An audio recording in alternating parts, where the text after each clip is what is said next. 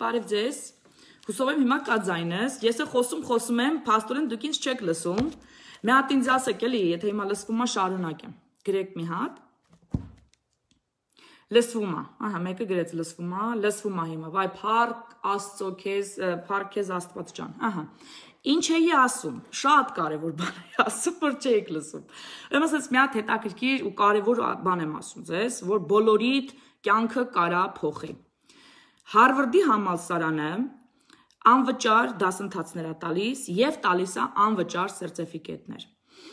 Ոչ բոլոր դասերի իհարկե, բայց կան դասեր, որոնք դուք կարող եք սերտիֆիկատներ վերցնել։ Հետաքրքրվեք, սա նոր ծրագիր է, որ Հարվարդը անում է և դրա համար փորձնական այդ դասերը առաջարկում է անվճար։ Կան նաև վճարովի սերտիֆիկացված դասեր և այլն, բայց դրա մասին չի խոսքը հիմա, խոսքը գնում է անվճարների մասին։ Եվ այնտեղ դասեր կան, որոնք դուք կարող եք վերցնել ու մասնագիտություն դա ձեզ լինի։ Այնտեղ կա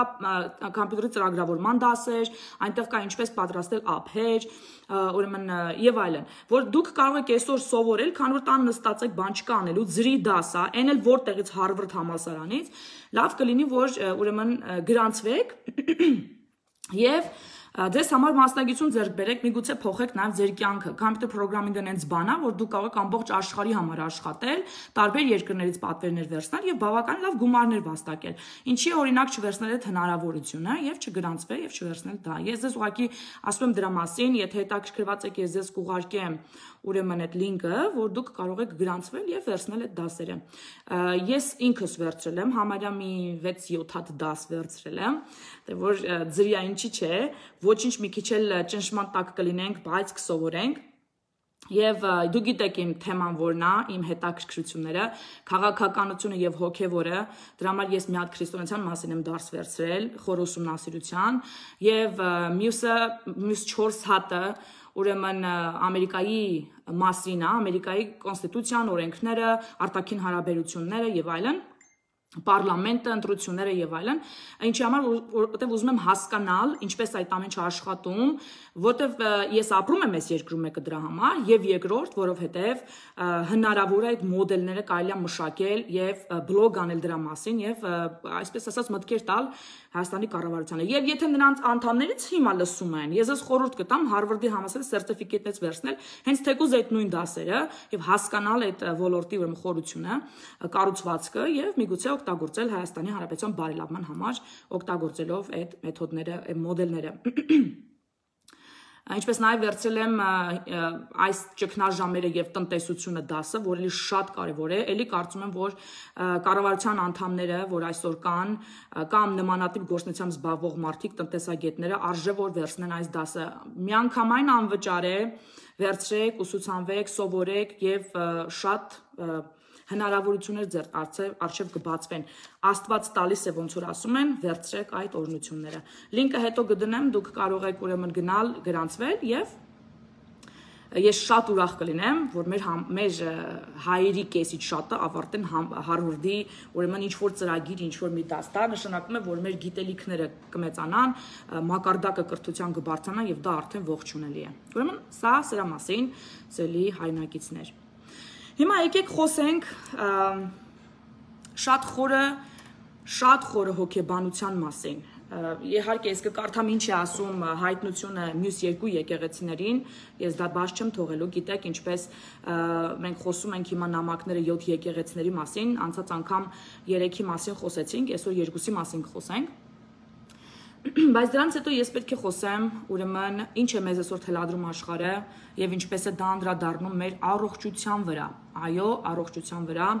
այսօր հիվանդությունների 85%-ը ապացուցված է, որ գալիս է մեր ներքին իրավիճակներից, այսինքն մեր հոգեվոր եւ մտային իրավիճակներից եւ ինչպես դա կարող ենք փոխել, մենք դա կարող ենք փոխել։ Դրա մասին ես կխոսամ եկեղեցի նամակները կարդալուց հետո։ Հիմա եկեք խոսանք, թե ինչ էր ասում Հիսուս Քրիստոսը Հովանեսին, որ փոխանցի հաջորդ մյուս եկեղեցին։ Երեք անցած օրը մենք ուրեմն խոսեցինք Եփեսոս եկեղեցու մասին, որտեղ մենք տեսանք, որ ասում է, հա, լսվում է, շատ շնորհակալ եմ, օքեյ, հասկացա։ Իսկ ով չի լսում, այո, դուրս եկեք մի հատ էլ մտեք, մեկ-մեկ որ դուրս եք գալի մտնում եք, ինքը վիդեոն տակից մյուտ է արած, վիդեոն տակից միացրեք, որ իմ ձայնը լսեք, ժողովուրդ ջան։ Եփեսոս եկեղեցուն ասում էր, որ ինքը շատ աշխատասեր ու դիմացկուն եկեղեցի է, բայց մոռացել է իր առաջին սերը, որը Հիսուս Քրիստոսն է, եւ ուրեմն պատգամում էր նրանց ապաշխարել, հիշել այդ սերը եւ ապաշխարել։ Զմերնիա եկեղեցին ասում էր, որ նա տառապում է հալածանքներից եւ աղքատությունից եւ ասում էր՝ մի վախեցիր, դու ամեն ինչ ճիշտ ես անում, հավատարիմ մնա մինչեւ վերջ։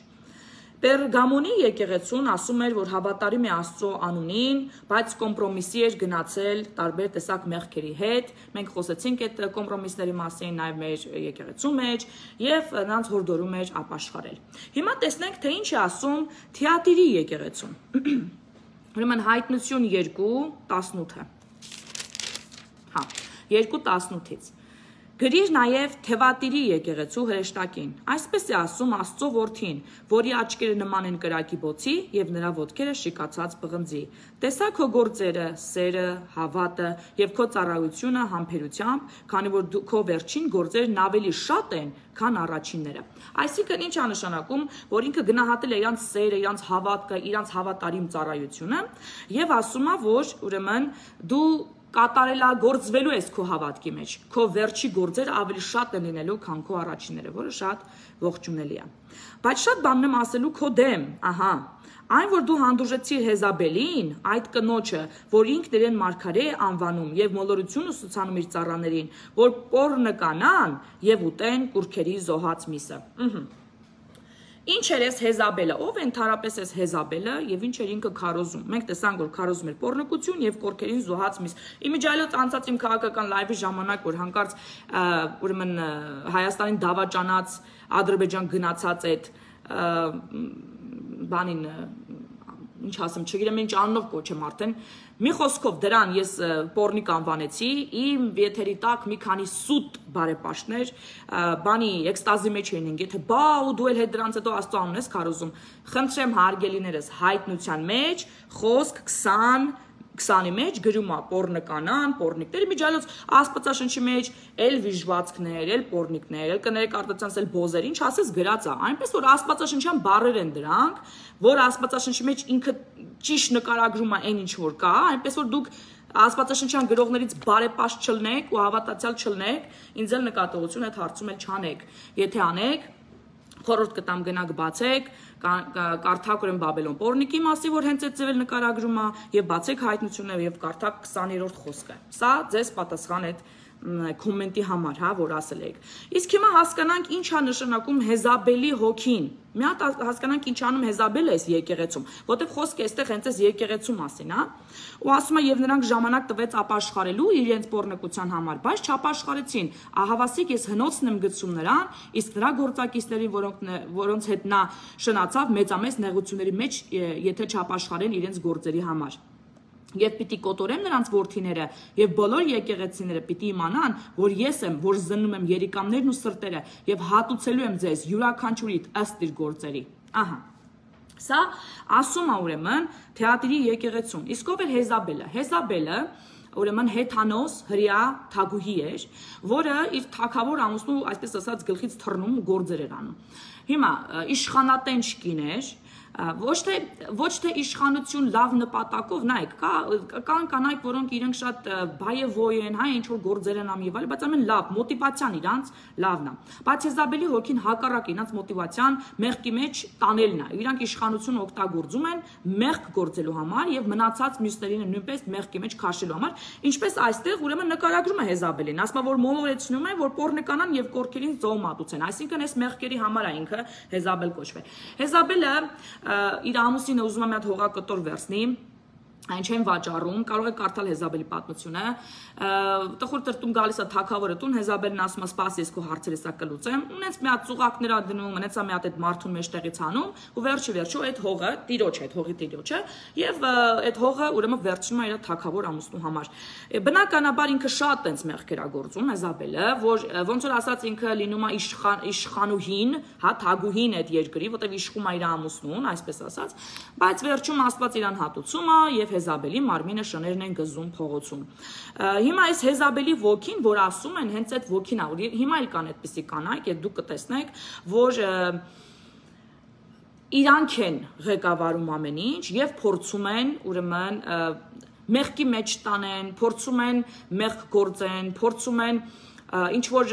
անպարկեշտություն եւ այլ բաներ են բերում։ Մենք այսօր քաղաքական ասպարեզում ունենք այդպիսի կանայք, հստակ երևում են իրանց բառապաշարից, իրանց վիճակից եւ իրանք ունեն իշխանություն։ Հարցը այն չի, որ իրանք բանացնում են այդ իշխանությունը, այդ բարքերը ուրեմն երկիր իշխանություն ու իշխանական համակարգ մտցնելու համար։ Այստեղ խոսում է Հեզաբելի հոգին։ Այս հոգին է, որ սաստում է այստեղ ուրեմն Աստված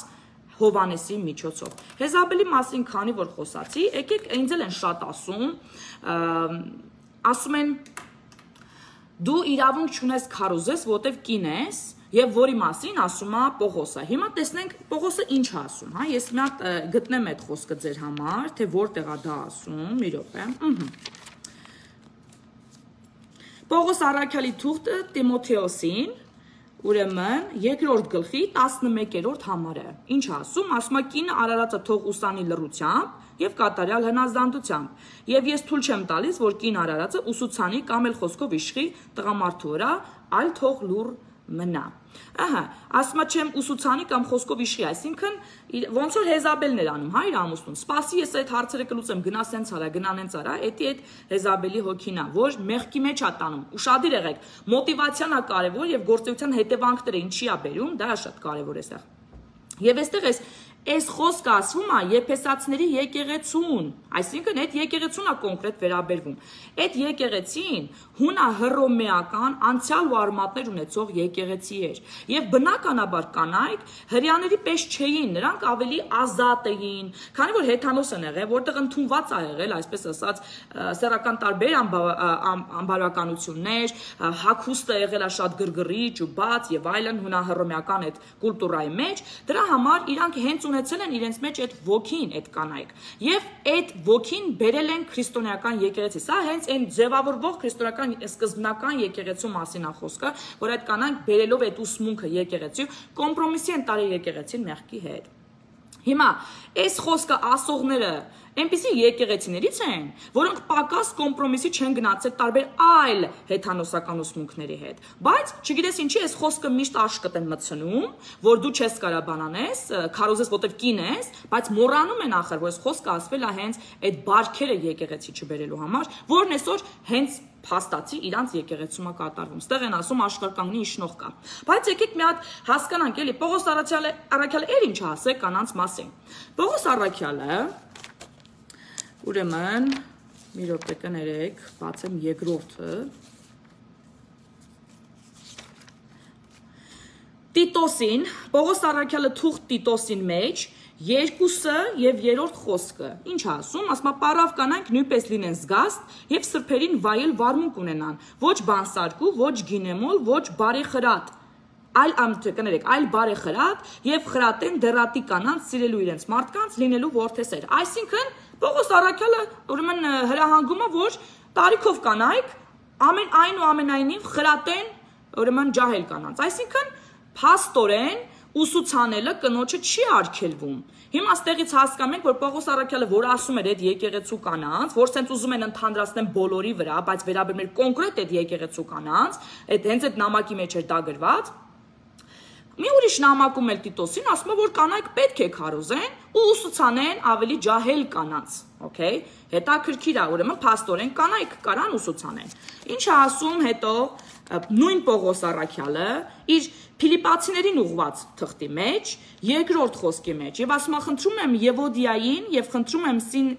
Սիվնիտիկին, որ նույն խորհուրդն ունենան ի Տեր։ Այո, քեզ էլ եմ աղաչում իմ հարազատ լծակից, դու էլ օգնիր նրանք, որոնց ավետարանի համար պայքարեցին ինձ հետ, Ղեմիսի եւ իմ մյուս գործընկերների հետ միասին։ Նրանց անունները կյանքի գրքի մեջ են։ Սրանք կանայք քարոզիչներ են։ Այսինքն Պողոս առաքյալը ընդունումը, որ մենք պետք է իրան ընդունենք ու հարգենք կանայք քարոզիչներին, երկու կանանց քարոզիչների անունը այստեղ տալիս, որոնք իր հետ ծառայում են այս ուսմունքի համար։ Այսինքն ստացվում է, որ Պողոս առաքյալը նաև գովաբանել է կանայք կին քարոզիչներին եւ ասել է, որ նրանց պիտի հարգեն ու մեծարեն Ֆիլիպացիների 4-րդ խոսքի 2-ից 3 համարը։ Էլ ինչ ասել Պողոս առաքյալը։ Հռոմեացիներ 16-ի մեջ ինչ ասում 16-ի առաջին խոսքից մինչև 4-րդ խոսքը հանձնարարում եմ Ֆիբեին, որը կին է, մեր քրոջը, որ սպասավոր է կյանքի եկեղեցու։ Ահա, ուրեմն քարոզիչ է եկեղեցու, նայեք, ով ա գրում Պողոս առաքյալը, ում ա գրում հռոմեացիներին եւ ինչ ա գրում։ Հանձնարարում եմ ձեզ Ֆիբեին, մեր քրոջը, որ սպասավոր է կյանքրայի եկեղեցում, որպեսզի Տերոջ անուն ընդունեք նրան, ինչպես վայել է սրբերին եւ հոգ տանեք նրանց, ինչ որ կարիքների համար դիմի ձեզ, քանզի ինքը եւ հոգատար եղավ շատերին եւ ինձ էլ։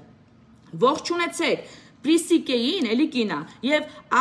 Ակիղասին, էլի կինա, իր գործակիցներին ի Քրիստոս Հիսուս, որոնք իմ անձի համար վտանգեցին իրենց գլուխը, եւ որոնցից միայն ես չէ որ շնորհակալ եմ, այլև հեթանոսների բոլոր եկեղեցիները։ Փաստորեն կանայք բավականին լավ քարոզել են ու լավ գործեր են արել, ուրեմն սկզբնական են առաջին քրիստոնյաների եկեղեցիների հիմնադրման հարցում։ Հիմա տեսնենք էլ ինչ ասել Պողոս առաքյալը։ Գաղտացիների թղթի մեջ նույն Պողոս առաքյալը ուրեմն գրել է 25 խոսքից մինչև 28 խոսքը։ Իսկ երբ հավատը եկավ, այդ դաստիարակի ձեռքի տակ չենք, քանզի բոլորդ էլ ուշադիր, Աստծո որդիներ եք, հավատով ի Հիսուս Քրիստոս։ Դուք բոլորդ, որի Քրիստոս մկրտվեցիք, Քրիստոսով զգեստավորվեցիք։ Ուրեմն խտրականություն չկա ոչ հրեայի, ոչ հեթանոսի, ոչ ծառայի, ոչ ազատի, ոչ արուի եւ ոչ էքի, որովհետեւ դուք ամենքդ մեկ եք ի Հիսուս Քրիստոս։ Այսինքն խտրականություն չկա Աստծո ծառայության մեջ, լինես արու թե հրեա թե հեթանոս, բոլորդ մեկ եք եւ կարող եք ծառայել։ Նույն Պողոս առաքյալն է գրել Գողտացիների նամակի մեջ։ Այստեղ անցած անգամ որ ասեցի մի խոսքը վերցնում են մանիպուլյացիայի ենթարկում մոռանում են մյուս խոսքերը, որ ասվել է ընդհանուր պատկեր ունենալու համար, նույնը նաև կատարվում է այս պարագայում։ Վերցնում են միայն Պողոս առաքյալի մեկ ասված խոսքը, բայց մոռանում են բազում այլ խոսքեր, որտեղ ինքը գովաբանում է կին քարոզիչներին, եւ որտեղ ինքը ասում է, որ ծառայության մեջ արու երեք չկա։ Եվ այդ խոսքը, որ անդադ ուզում են ճտտստեն մարդու ճակատին, թե տեսեք կինը չպետք է քարոզի, ասվել է հենց կոնկրետ եկեղեցու, հենց կոնկրետ նպատակով, որտեղ այդ եկեղեցում իշխել է Հեզաբելի հոգին, որի մասին նաև նշվեց Հեզաբելի ոգու մասին նշվեց, մեր եկեղեցու մասին, որ մենք հիմա ուսուցանում ենք, մենք հիմա կարդում ենք Թիատիրի եկեղեցու մասին, որ մասին նշում է ուրեմն բանի մեջ, հայտնության մեջ։ Մի խոսք եմ ուզում կարդամ, որ ասել է ուրեմն գործ առաքելոցի մեջ ասվել, Պետրոս առաքյալի կողմից արդեն ասվել, ինչ ասել, եւ պիտի լինի սրանից հետո վերջին օրերին, ասում է Աստված, որ իմ հոգուց պիտի թափեմ ամեն մարդու վրա, ուշադիր, ամեն մարդու վրա, եւ ձեր որդիներն ու ձեր դուստրերը պիտի մարգարյանան, ձեր երիտասարդները տեսիլներ եւ ձեր ծերերը երազներ պիտի տեսնեն։ Երիտասարդները տեսիլքներ պիտի տեսնեն եւ կին ու տղամարդ պիտի քարոզեն, որտեղ մարգարյանալ չի նշանակում մենակ ապագայի մասին խոսել։ Մարգարեություն նշանակում է խոսք հասցնել ուսուցողական, լինի դա ապագային, թե ներկային վերաբերվող, որտեղ մարդու ներկան էլ չէ, կարա փոխի մարդու կյանքը, ներկայում է զորությունը, դրա համար մարգարեական խոսքը վերաբերում է նաև ներկային, ուստի այստեղ ասում է, որ նրանք պիտի մարգարյանան, այսինքն պիտի ուսուցանեն, պիտի քարոզեն եւ ներկայի եւ ապագայի համար։ Եվ իմ ծառաներն ու իմ աղախինների վրա այդ օրերին իմ հոգուց պիտի թափեմ եւ նրանք պիտի մարգարյանան։ Խնդրեմ, ամբողջ Աստվածաշունչը գրված է, որ այստեղ չի դրվում խտրականություն կին եւ տղամարդու միջեւ եւ Աստծո ծառայության համար չկա խտրականություն։ Աստված փնտրում է իրեն փնտրող սրտեր եւ իրեն բացահայտում է իրեն փնտրողների առաջ։ Այնպես որ երբեք թևաթափ չլինեք, եթե կին եք, ուզում եք քարոզել եւ ուզում եք Աստծո խոսքը տարածել, մարդկանց կյանքեր փոխել, հույս եւ հավատ ներշնչել, մարդկանց բուժել, ապա ես ձեզ խորհուրդ կտամ, որ ուրեմն գնաք եւ քարոզեք։ Մենք ունենք հայ առաքելական եկեղեցի ու դուք իրավունք չունեք քարոզելու։ Իսկ ով է սահմանել իմ իրավունքը, չլինի դուք։ իսկ ինչ իրավունքով, կամ ինչ կոնտրակտով, կամ որ զորությամբ, կամ ով է ինձ արգելում հիմա խոսալ Աստծո մասին, կամ դու ինչ իրավունք ունես, եթե իրավունքից ենք խոսում, փակես իմ բերանը, որը Աստծուն է փառաբանում եւ Աստծո խոսք է տարածում։ Արդյոք դուք այդ սուտ բարեպաշտներդ արդարացված եք Աստծո կողմից։ Արդյոք այս ամենի համար դուք կարողանալու եք պատասխան տալ Աստծո առաջ, որ փակել եք իրեն քարոզող, իրան փառաբանող բերանները։ Մտածեք ձեր հոգու մասին, ձեր հոգու փրկության մասին։ Իմ հարցերի մասին ես կմտածեմ, դա ձեր խնդիրը չի։ Ձեր սրտերը քննեք, սրտերը, թե ինչի համար եք գալի այստեղ գրում, ինչն է ձեր շարժառիթը, չլինի այդքան շատ եք սիրում առաքելական եկեղեցին, եք այստեղ պատիվ եք պահում, թե ամեն դեպքում ձեր մեջ նախանձն է խոսում, կամ միգուցե այլ չարություն, կամ հիասթափություն, ինչն է ձեր մեջ հիմա խոսում, քննեք ձեր սրտերը, որովհետև Աստված երիկաններ ու սրտեր քննող Աստված է, մենք հենց նոր կարդացինք, եւ ինչ որ դուք հիմա գրում եք, իր համար կարևոր չի, իր համար կարևոր է թե դուք ինչ եք այս պահին մտածում, մի հատ ուշադիր եղեք հենց հիմա, թե ինչ եք դուք մտածում հենց հիմա, որն է ձեր շարժառիթները, որ գաք այստեղ գրեք սա եւ փորձեք փակեք իմ բերանը։ Եթե դուք կարծում եք, որ դուք ինձանից բարեպաշտ եք, ես ես համար նորություն ունեմ։ Խնդրում եմ լքեք իմ դաշտը, իմ եթերը։ Սա իմ պլատֆորմն է։ Ես ձեզ այստեղ չեմ հրավիրել։ Եթե դուք հյուր եք գնում մեկի տուն, չեք ասում, «Էս պատիգույնը լավը չի փոխի», կամ չեք սկսում կառավարել այդ տունը։ Դուք այստեղ ինձ հյուր եք։ Ձեզ պահեք հյուրի պես։ Եթե ձեզ դուր չի գալիս իմ տանը լինել, դուք ծառ չեք, արմատներ չեք գցեստե, շատ հանգիստ կարող եք լքել։ Եվ եթե իմ այսքան կարդացած է այս գրքի մեջ, Աստվածաշունչը կոչում, դուք էլ քրիստոնյա եք կոչվում, յանիմ էլի, յանիմ գիտեք Աստվածաշունչը։ Եթե այսքան խոսքերը, որ կարդացի Աստվածաշունչից, ձեզ համար բավական չէր հասկանալու, որ կինը կարա քարոզի, որովհետև առաքելականն ասել է չպետք է քարոզի, ուրեմն ես ցավում եմ ձեր համար, որտեղ ձեր հավատքը մեռած վիճակում է։ Եթե մարդկանց խոսքերը եւ մարդկանց կողմից գրած օրենքները ավելի բարձր են ձեր համար դասվում, քան Աստծո խոսքերը Աստվածաշնչում գրված, ապա ես իրոք ցավում եմ ձեզ համար։ Դուք ուղիղ դժոխք եք գնում, որովհետեւ ձեր հավատքը մեռած է։ Ես ձեզ խորհուրդ կտամ վերանայեք ձեր հավատքը, հետո գաք ինձի կյանք ուսուցանեք։ Իսկ ինչ մնում է ինձ, ես չեմ պատրաստում գնամ Աստծո արքայություն, կանգնեմ Աստծո առաջ, ու ինքը ինձ ասի, «Եկար ծառա, որ պիտի խոսեիր ու չխոսեցիր», կամ ասի, «Եկար կիսով չափ հավատարիմ ծառա, որ միայն կանանց քարոզեցիր եւ չքարոզեցիր բոլոր իմ զավակներին, ովքեր ինձ փնտրում ու չէին գտնում, դու գիտեիր ու չտվեցիր, հացը ձեռքիդ մեջ էր ու չկիսվեցիր, կենաց ջուրը չկիսեցիր եւ նրանք կործանվեցին»։ Ահա այս դրա մասին պիտի մտածեք։ Իսկ դուք ինչ պատասխան եք տալու։ Գնալու եք ասեք, վայ Տեր Աստված կներես էլի, ինձ առաքելական եկեղեցին ասել էր, որ ես պետք է քո մասին չխոսամ, ու Աստված քեզ պիտի ասի, ուրեմն քո տեղը այնտեղ է, որտեղ առաքելական եկեղեցու հենց այդ քարոզիչներն են, որ փակել են Աստծո ու իմ փառքի մասին խոսացող բերանները, ու քեզ միանգամից բուծով կկտան տեղ, որտեղ իրանք են լինելու։ Դռնից չեք մտնում, ուրիշներն էլ չեք թողնում ներս մտնեն։ Ու դրա համար այսօր լիքը մարդ կործանվում է հավատքի բացակայության պատճառով, Աստծուն չճանաչելու պատճառով։ Այս սա է, որ ձեր նման բարեպաշտներին պիտի որ հուզի։ Այս սա է, որ այսօր Հայաստանում 90% Աստվածաշունչ չի կարդացել, տգիտության մեջ է ապրում, չի կարդացել Աստվածաշունչը ինչ է ասում քարոզելու մասին, Աստվածաշունչը ինչ է ասում աշխարհի վերջի մասին, ու չգիտի, որ իր օրերը հաշված են։ Այսօր Հնդկաստանում քաղաքների վրա մորեխներ են ծածկել, ամբողջ քաղաքներ։ Էսի ձեզ նշան, որ աշխարհի վերջը ոչ թե մոտ է, այլ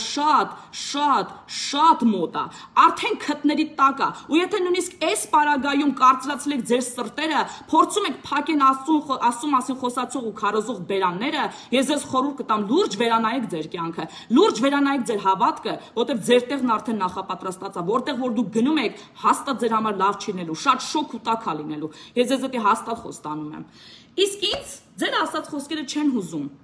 որովհետև այն ինչ որ ես խոսում եմ, ինձանից չեմ խոսում, Աստվածաշնչից ու Աստծուց եմ խոսում։ Եթե դուք փորձում եք փակել իմ բերանը, դուք ոչ թե իմ բերանն եք փակում, այլ Աստծո բերանն եք փակում, իսկ դրա համար բոլորը պատասխան են տալու։ Դուք ուզում եք ինձ ասեք, թե ես եմ պատասխան տալու, ես կտամ, դուք ձեր համար մտածեք, ձեր սրտի խորհուրդների մասին մտածեք եւ մի հատ հաշվի առեք, ինչի համար եք դուք գալիք այստեղ գրում, որ ինչ լինի, որ ես դադարեմ քարոզելուց, ով է դրանից շահելու, ով է դրանից շահելու, ով է դրանից փրկվելու, ասենք թե ես այլևս չքարոզեցի,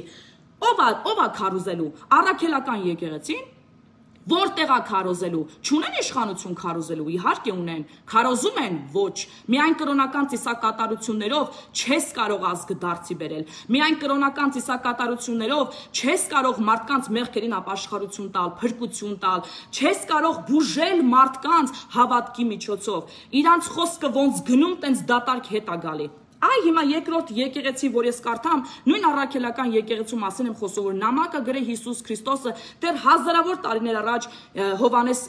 առաքյալին։ Ես ձեզ խնդրում եմ մնացեք այստեղ ու լսեք նաև այդ նամակի մասին, որ հենց առաքելական եկեղեցու մասին է։ Ու դուք ձեր համար փրկեք ձեզ, որտեղ ձեզ առաքելական եկեղեցուց հլավոր չեն փրկե, եթե դուք գալիս այստեղ այսպես բան եք գրում։ Ինչ է ասում Հեզաբելի մասին, հայտնությունը շարունակենք, հայտնություն 2-րդի 23-ից եմ կարդում։ Ես պիտի կոտորեմ նրանց որդիներին, եւ բոլոր եկեղեցիները պիտի իմանան, որ ես եմ, որ զննում եմ երիկաններն ու սրտերը, եւ հատուցելու եմ ձեզ, ուշադիր լսեք, յուրաքանչյուրիդ ըստ իր գործերի, բայց ասում եմ ձեզ, դուք որ թևավորում եք եւ չեք պահում, դուք որ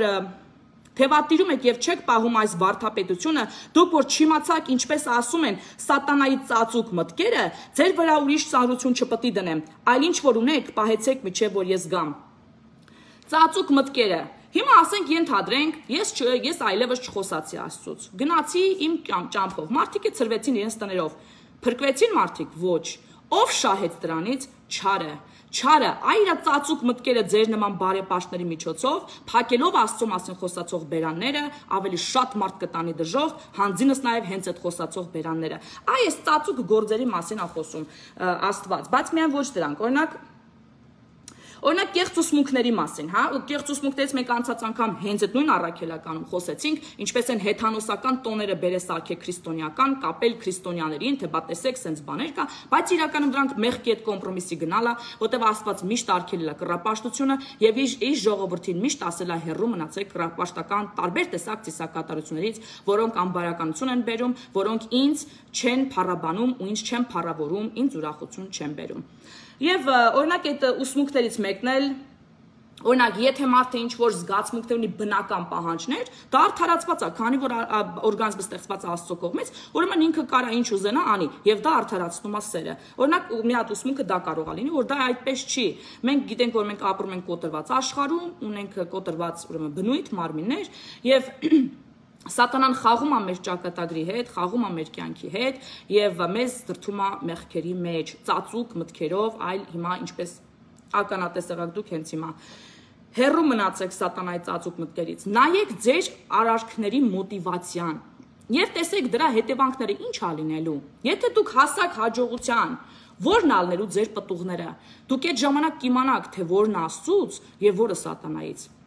Ուշադիր քննեք ձեր մտքերն ու գործերը, դա շատ կարևոր է ցանկացած քրիստոնյայի կյանքում։ Так, Եվ ով որ հաղթի ու իմ գործերը պահի միջև վերջ, դրան իշխանություն պիտի տամ ազգերի վրա, եւ նա նրանց պիտի հովի երկաթե գավազանով եւ նրանց պիտի փշրի իրենց ինչպես բրուտի անոթ։ Նույնպես եւ ես սրտացավ իշխանությունը ստացա իմ իշխանությունը իմ հորից եւ նրանց պիտի տամ առավոտյան աստղը, այսինքն այդ քրիստոնյաներին պիտի տամ առավոտյան աստղը, իսկ ինքն է Հիսուս Քրիստոսը իր մասին է խոսում, առավոտյան աստղը ինքն է, ով ականջ ունի թող լսի, ինչ որ հոգին ասում է եկեղեցիներին, այս պատգամը շատ կարևոր է, ականջ ունեք, լսեք, ինչ ասում Հիսուս Քրիստոսը եկեղեցիներին, սա բոլորիս համար է, որ մենք մի հատ ուշադիր նայենք մեր մտքերը, ուշադիր քննենք մեր բարքերն ու վարքերը, որ հասկանանք որն է մեր սրտից բխող խորհուրդները, որովհետև մեր իրականությունը հիմնված է մեր սրտից բխող խորհուրդների վրա, մեզ դժբախտություն բերողը, մեզ ցավ պատճառողը, ամեն ինչը սկսվում է մեր սրտի խորհուրդներից եւ բնականաբար նորմալ է, որ Աստված դրանց մասին խոսում է ու շատ տեղեր Աստվածաշնչի մեջ ասում, թե ինչքան կարեւոր են մտքի ու սրտի խորհուրդները։ Հիմա եկեք կարդանք պատգամ Սարդիեկե եկեղեցուն, որը հենց ես կարծում եմ մեր առաքելական եկեղեցին է։ Ինչ է ասում այս եկեղեցում։ Սարդիկե եկեղեցուն։ Գրիր նաև Սարդիկե եկեղեցու հրեշտակին։ Այսպես է ասում նա, ով ունի Աստծո 7 հոգիները, Սուրբ Հոգու մասին է խոսքը, 7 հոգիները Սուրբ Հոգու մյուս անունն է, եւ 7 աստղերը, էլի նույն Սուրբ Հոգին է։ Տեսա քո գործերը, դու որ կենթանի եղողի անունը ունես, բայց մեռած ես։ Ինչպիսի տիպիկ նկարագրություն։ Աստծո Անունը ունես, ասում է, բայց մեռած ես։ Արթուն եղիր եւ զորացիր այսուհետեւ, քանի որ մոտ ես մեռնելու, քանզի քո գործերը Աստծո առաջ կատարյալ չգտնվեցին։ Արդ հիշիր, թե ինչպես լսեցիր խոսքը եւ պահիր այն ու ապաշխարիր։ Այսինքն սկզբից ինչպես ես լսել այդ խոսքը, ինչպես ես դարձել լուսավոր չական եկեղեցի, ինչպես ես քարոզել այդ Աստվածաշունչը, բոլորին ծանոթացրել ու հիմա ինչ ես անում դու այդ նույն եկեղեցում։ Իսկ եթե չարտնանաս, կգամ ինչպես գող եւ քո իմ գալուստը քեզ մոտ ոչ ոք չի իմանա։ Սակայն Սարդիկեում մի քանի հոգի ունես, որ չկեղտոտեցին իրենց զգեստները եւ շրջում են սպիտակ զգեստների մեջ, որոնց արժանի եղան։ Այսինքն ուզում ասի, որ նույնիսկ այսպիսի մեռած եկեղեցիներում կան հավատարիմներ, որոնք միջև հիմա հավատարիմ ծառայում են Աստծուն եւ փառք Աստծո Աստվածջան, որ իրոք մեր եկեղեցում կան այդպիսի մարդիկ, շատ չեն, բայց կան, ուղղակի այսպես ասած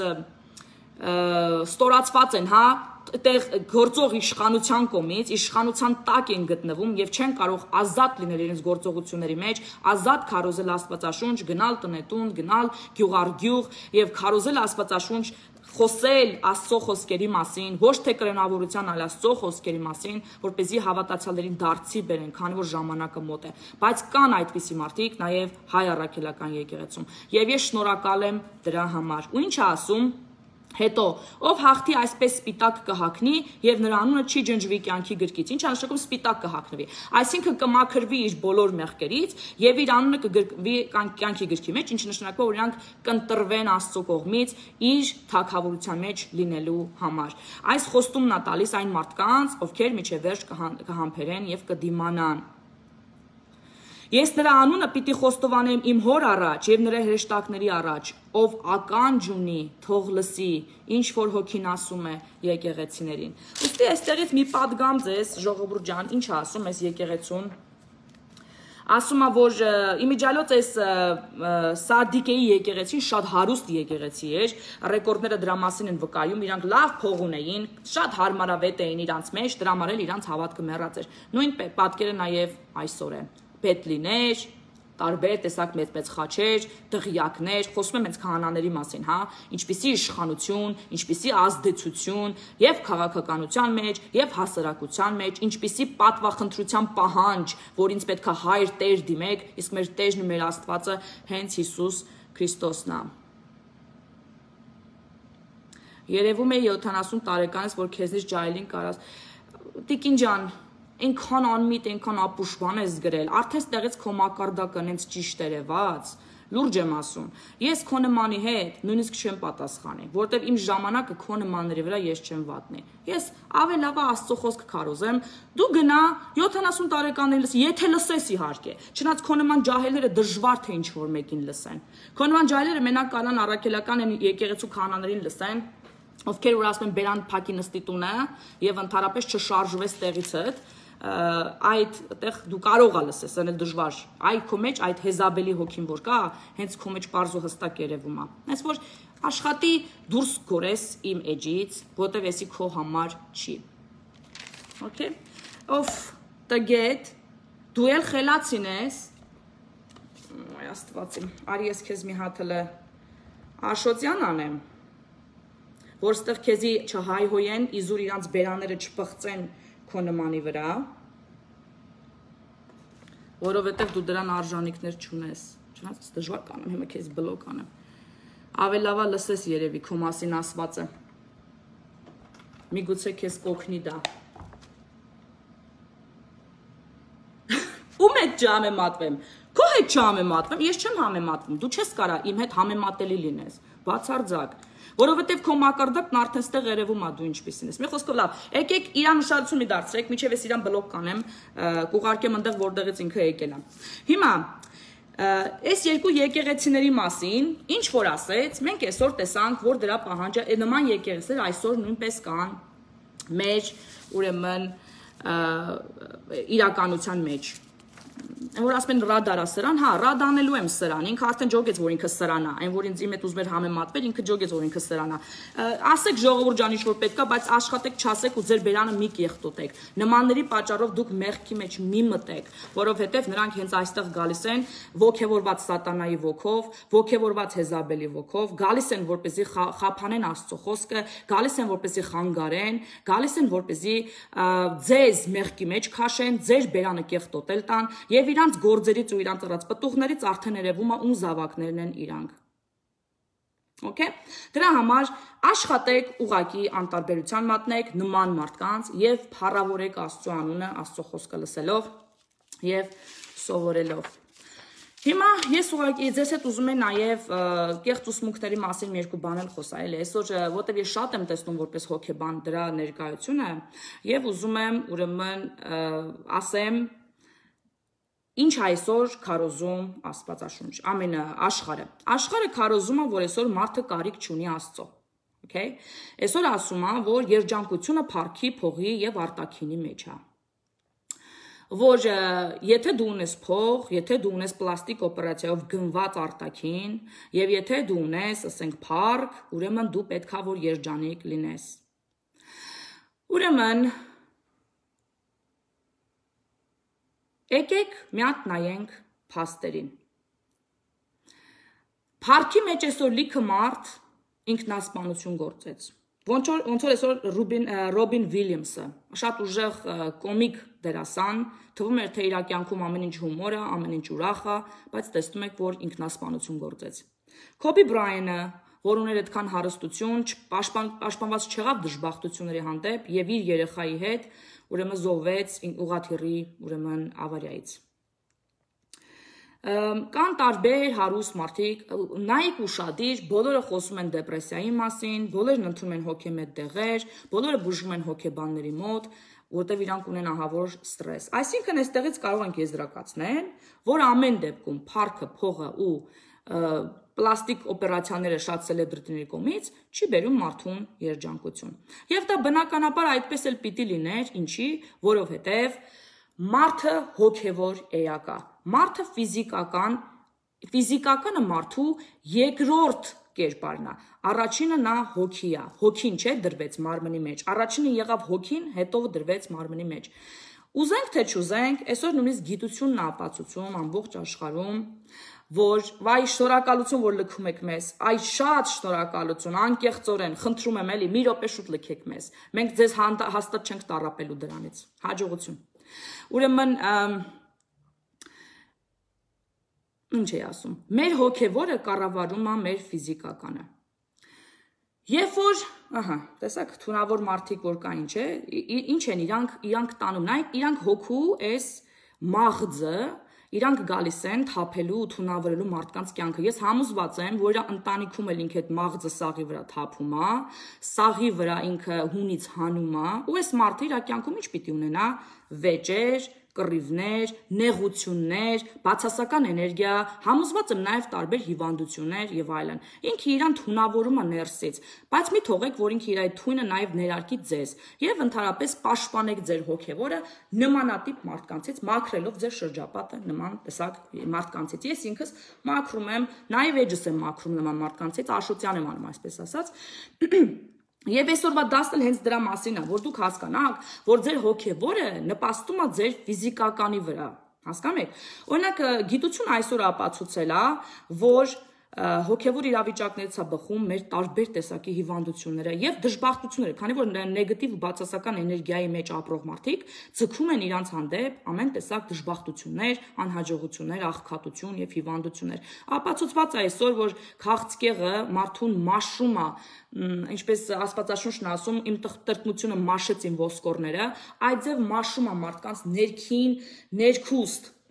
բազմաթիվ աշխատություններ են արվել, բազմաթիվ մարդկանց են ինտերվյու արել, բոլոր քաղցկեղով հիվանդներին, իրանց կյանքի մասին, իրանց մտքերի մասին եւ այլն, եւ եկել են այն եզրակացության, որ նրանցից շատերը ունեն ինչ-որ մի բան, որ կյանքում չեն ներել, եւ դա բերել է ուրեմն քաղցկեղի։ Այդ չներելու process-ը ներքին էներգիա ստեղծել, ներքին բացասական մթնոլորտ, որը անդրադարձել է իրանց կյանքի վրա եւ ստեղծել է քաղցկեղային իրավիճակ, որը քայքայում է իրանց օրգանիզմը։ Ուստի հետևություն, որ այսօր հոգևորը բառից բուն իմաստով կարող է ձեզ հիվանդացնի, քայքայի ձեզ եւ հասցնի միջև մահվան դուռը եւ պատճառ դառնա մահվան։ Ես մի հատ գիրք ունեի, ստե մնաց այն սեղանին, ուրեմն կոչվում է healing, հա, բանը աղոթքների միջոցով healing, այդ գրքի մեջ գրված է, որ հիվանդությունը ինչ մտքերի հետևանք է եւ ինչպես պիտի փոխես այդ մտքերը։ Եթե ձեզ հետաքրքրում է, գրեք ինչպիսի հիվանդությունների համար կուզենաք իմանաք, ինչի հետևանքով է լինում։ Նորից կրկնում եմ, դա 85% кейսերում, բանի չափածների մոտ երեխաներին սա չի վերաբերվում եւ դա հոգեվոր ուրեմն իրավիճակից է բխում։ Եթե ունեք այդպիսի հիվանդություններ կուզենաք իմանաք, ասենք ինֆարկտ է, ինսուլտ է, ճնշում է, չգիտեմ, ալերգիա է, քաղցկ եղա, տարբեր բաներ, գրեք, ես ձեզ ուրեմն կպատասխանեմ կամ հաջորդ եթերի ժամանակ այդ հիվանդության մասին կխոսեմ ու կասեմ, որ բոլորը լսեն, բոլորը իմանան եւ այլն։ Ուրեմն Երբ որ մենք օրինակ նախանձում ենք ներքուստ, հա, երբ որ մեկին տեսնում ենք մի հատ լավ բան անում, մենք չենք կարող այդ բանը անենք ու մենք սկսում ենք նախանձել։ Ինչ է իրանից օրինակ ներկայացնում նախանձը։ Երկու բացասական էներգիա ունեցող զգացմունքի մասին եմ այսօր ուզում խոսամ, բայց դրանով չի սահմանափակվում բացասական բանը, հա, այդ ներքին իրավիճակ ստեղծող զգացմունքները, դա նախանձը եւ ապերախտությունն է։ Նախանձը ինչ է, նախանձը մոռացկոտ է, նախանձը կենտրոնանում այն ամենի վրա, ինքը ինչ չունի, հա, ես, օրինակ, եթե ես նախանձեմ, ենթադրենք, ես ասում եմ, ինչի ես այս բանը չունեմ, ինքը ունի,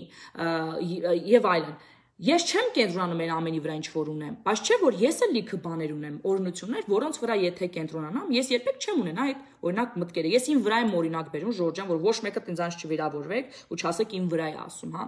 նախանձը, ուրեմն չի հասկանում օրհնությունները, այսինքն երբեմն օրհնությունները մեր կյանքում գալիս են փորձությունների ձևով, սակայն մենք դա չենք հասկանում, քանի որ մենք մեր շարժառիթը նախանձն է, մեր իրավիճակը հոգևոր շատ բացասական վիճակի մեջ է, բնականաբար մենք չենք ուրեմն գնահատում այդ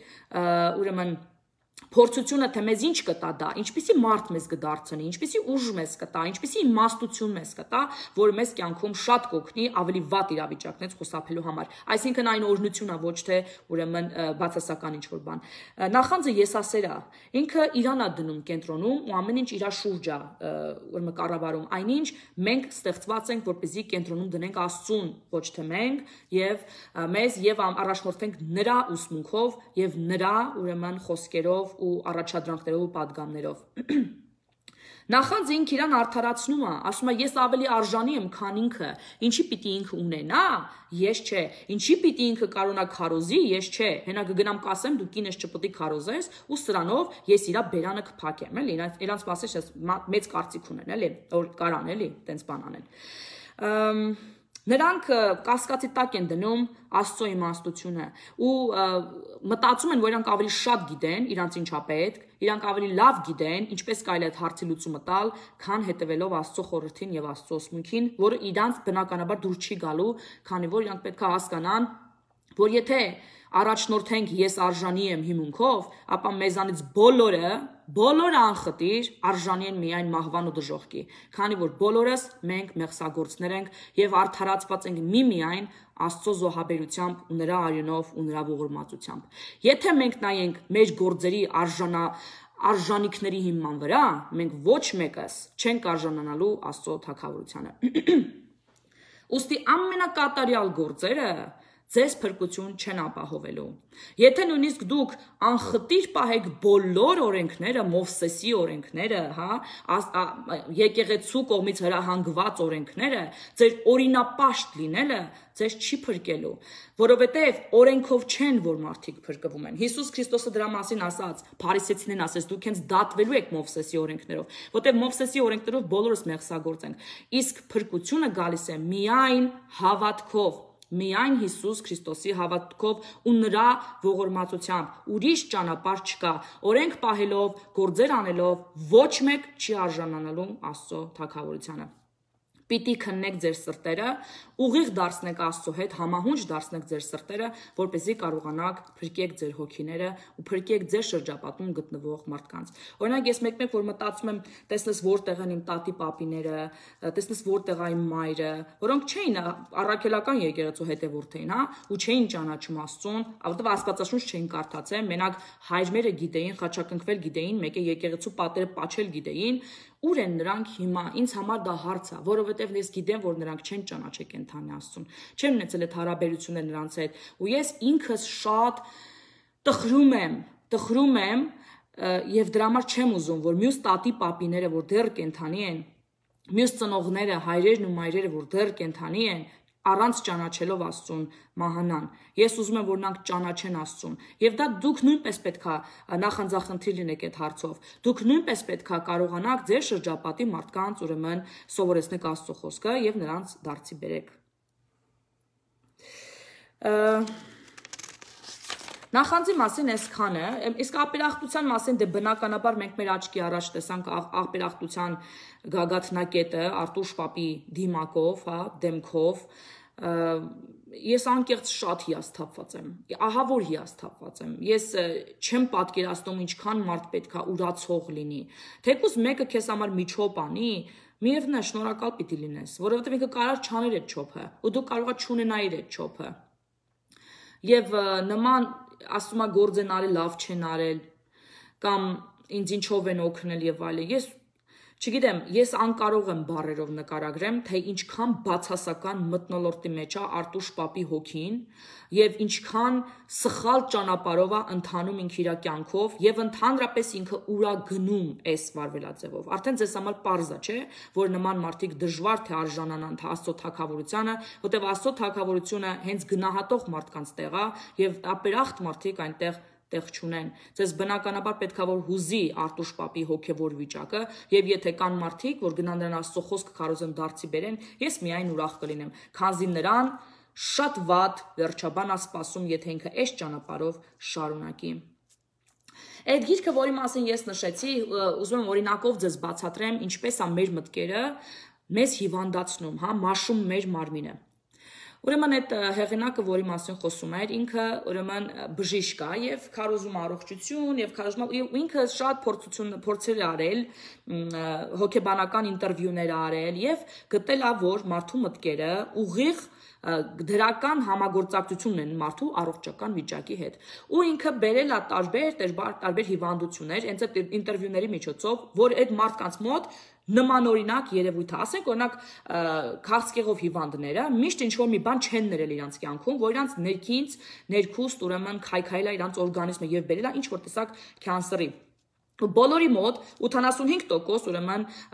հիվանդների մոտ այդ բոլորի մոտ այդ նույն պատճառը գրանցվել է, որ եղել է։ Եվ ինքը տենց շատ ինտերվյուներ ալ տարբեր հիվանդությունների եւ գիրք ունի գրած, բայց ինչպես է այս ամենը սկսվել։ Ինքը ուրեմն իր կինը ինքը ու իր սեռական օրգանների վրա քաղցկեղ է առաջացել։ Ու իրան բժիշկները տվել են ընդամենը 3 ամսվա կյանք։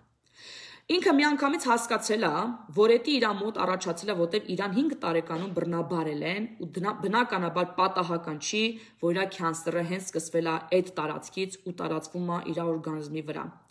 Եվ ինքը հասկացել է իր բուժումն, եթե իր հիվանդությունը ծնվել է իր մտքերից, որ ինքը չի կարողացել ներել 5 տարեկանում իր հետ կատարվածը ու միջև այդ տարիքում 40-նանց ինքը իր մեջ կրում է այդ ցավը ու այդ չներելը,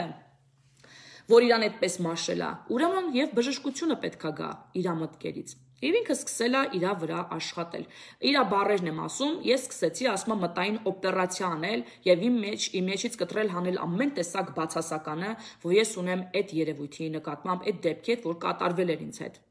Եվ ինքը շարունակում է իր գիրքը եւ ասում է 6 ամիս եւ ասում է ես տոքսիկներից մաքրեցի իմ օրգանիզմը եւ իմ մտքերը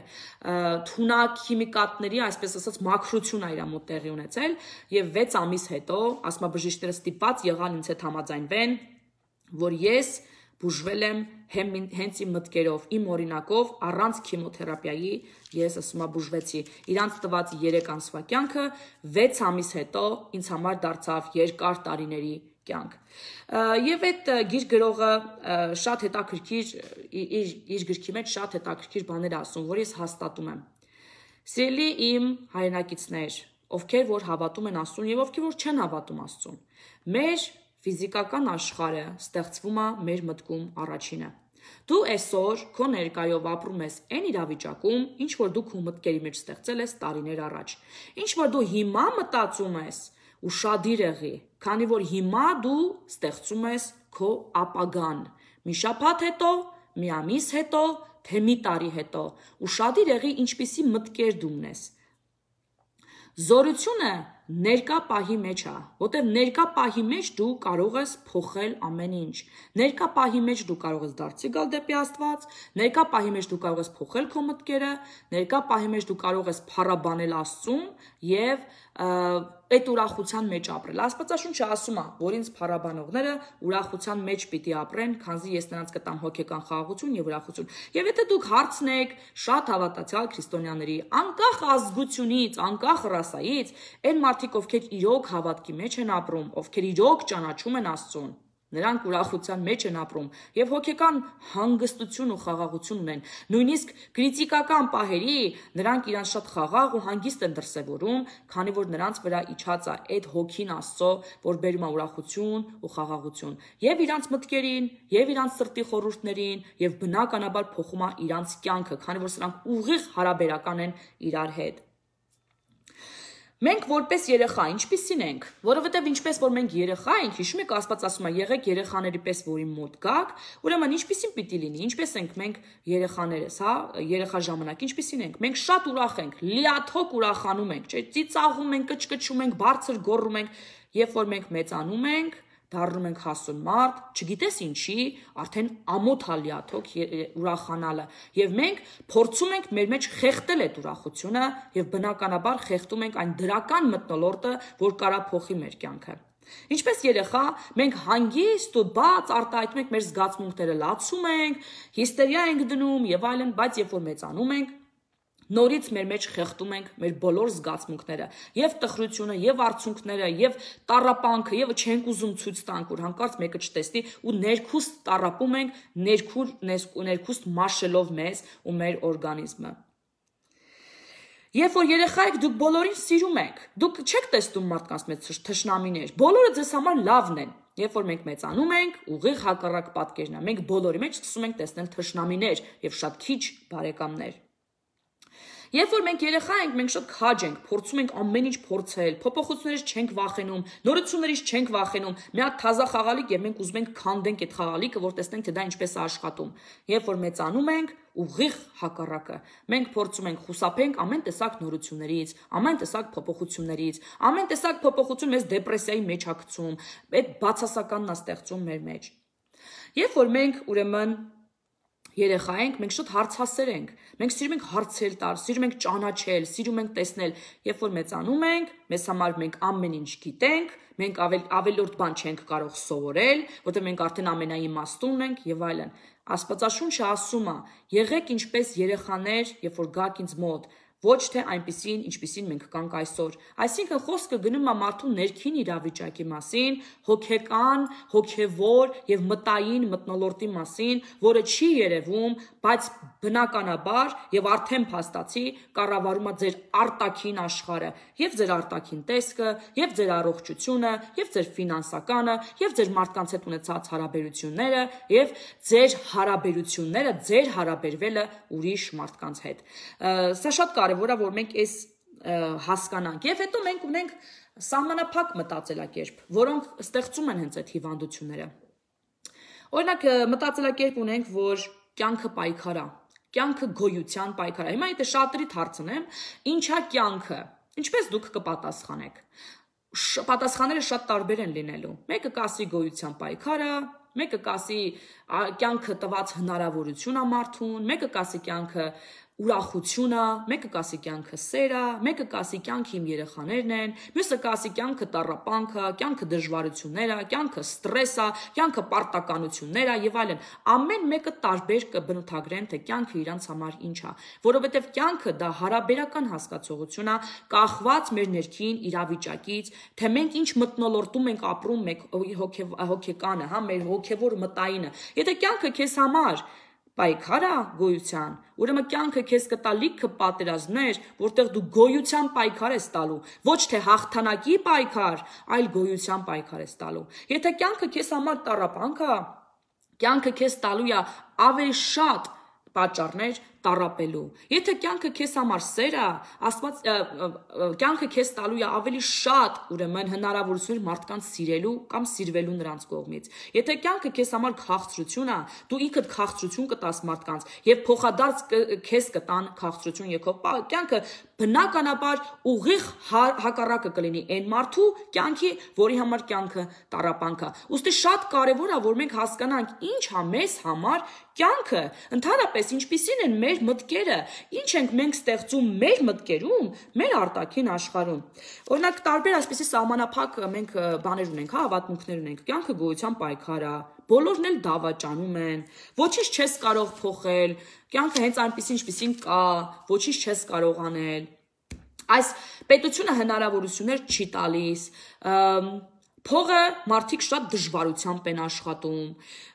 Պատկերացնում եք այդ մարդկանց կյանքում ինչպիսին պիտի լինի կյանքը։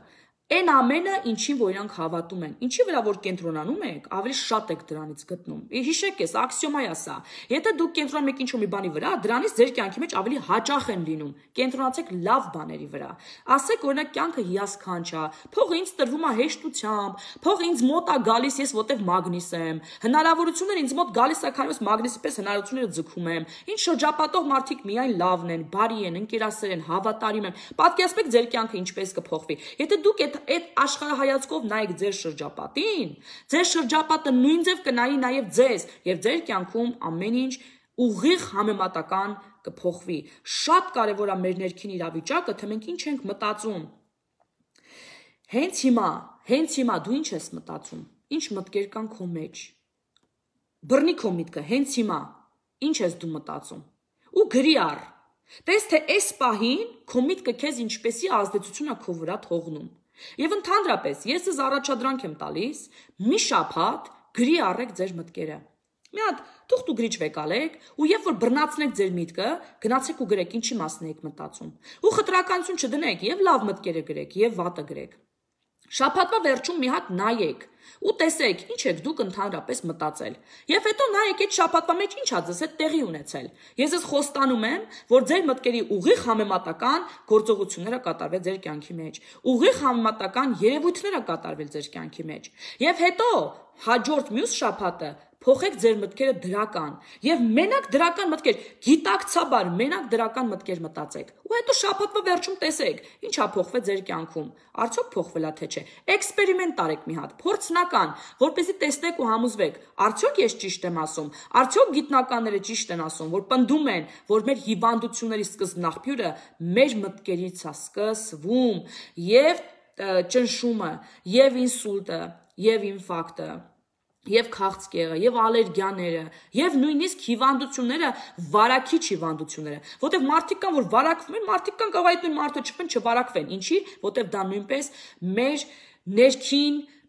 իրավիճակից է գալիս, հա, եթե մենք ունենք լավ իրավիճակ ներքին մթնոլորտ, մենք այսպես ասած ինչ որ աներևույթ շղարշով, իմունային համակարգով պաշտպանված ենք նույնիսկ վարակիչ հիվանդություններից, բայց երբ որ քո իմունային համակարգը քայքայված է, եթե քո մեջ նեգատիվ մթնոլորտ է, եթե կա վիրուս քո շրջապատում, իսկ վիրուսներն ու բակտերիաները օդի մեջ ամենուր են, դու հաստատ այդ վիրուսները կվերցնես, կվարակվես եւ այլն։ Ուստի շատ կարեւոր է, որպեսզի մենք ուշադիր լինենք, ինչպիսին պիտի լինի մեր ներքին իրավիճակը։ Մի թունավորեք ձեզ, մի կծեք մարդկանց, մի վիրավորեք, երբ որ լավ բան եք տեսնում, գնացեք եւ ասեք ինչքան լավ բան ես անում։ Օրինակ ես մարդիկ, որ եկան մեր եթերի ժամանակ, ու sense փորձեցին մեզ, տեսեք, օրինակ ինձ իրանք ինչ որտեղ բարկացրեցին, ինչ որտեղ։ Իրանք կարողացան իրանց թույնը մի քիչ, մի փոքր չափաբաժնով ներարկեն իմ մեջ։ Համոզված եմ ձեր մեջ մարդիկ եղան պատասխանեցին իրան,